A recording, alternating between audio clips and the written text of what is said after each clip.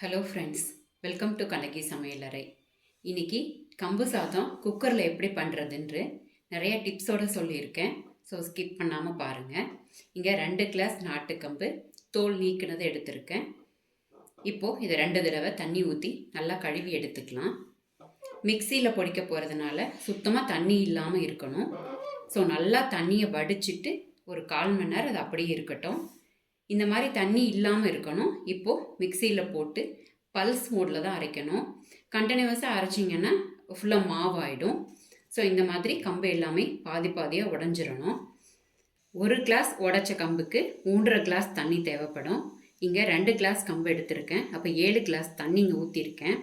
தண்ணி நல்லா கொதிச்சதுக்கப்புறமா 2 கிளாஸ் தண்ணியை மட்டும் தனியாக எடுத்து வச்சுக்கலாம். பாதி வெந்ததுக்கப்புறமா இதை சேர்த்திக்கலாம்.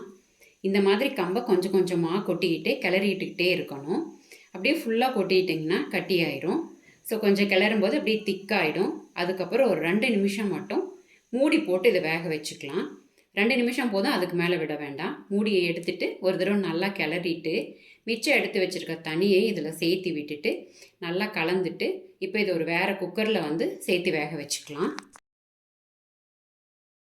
இப்போது குக்கரில் அடியில் கொஞ்சம் தண்ணி ஊற்றிட்டு ஒரு பாத்திரத்தை மேலே வச்சுட்டு இப்போ கிளறி வச்சுருக்கிற கம்பு சாதத்தை எடுத்து இந்த பாத்திரத்தில் ஊற்றிட்டு மூடி போட்டு 4 விசில் விட்டு எடுத்துக்கலாம்.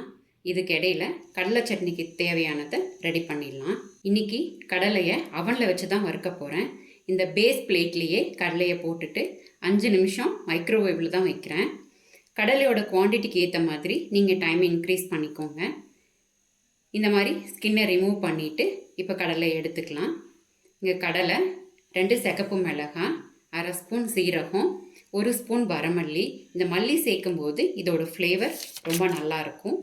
இது கூட கொஞ்சம் புளி, உப்பு சேர்த்துட்டு ஒரு தடவை ட்ரையாக ஓட விட்டுட்டு அதுக்கப்புறமா தண்ணி சேர்த்து நைஸாக அரைச்சி எடுத்துக்கலாம்.